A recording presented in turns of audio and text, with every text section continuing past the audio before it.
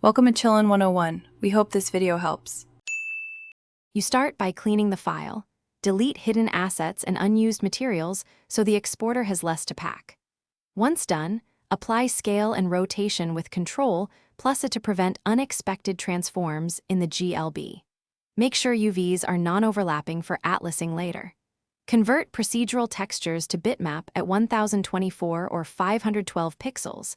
JPEG compress well for color maps. You'll begin export immediately after these steps to create a baseline GLB for iterative reduction and testing. Now focus on reducing geometry and texture overhead. You should use the decimate modifier selectively, preserve important silhouettes, and test LODs to retain visual fidelity. Next, bake multiple textures into atlases so materials merge and draw calls drop. This matters for runtime size more than polygon count sometimes. Bake normal and ambient occlusion into single maps to avoid multiple files. Once atlased, convert to appropriate formats. 8-bit PNG for normals if needed, or JPEG for base color to save size.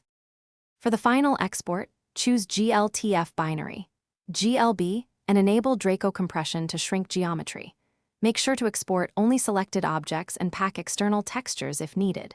Disable animations, lights, and cameras unless required, and use the minify option so JSON is smaller. After export, immediately test the GLB in a viewer. If visual artifacts appear, re-export without Draco to isolate the issue and compare. If problems persist, check flipped normals, missing UVs, or incompatible node setups, and repeat the bake and export. Thanks for watching. Consider subscribing if we helped you.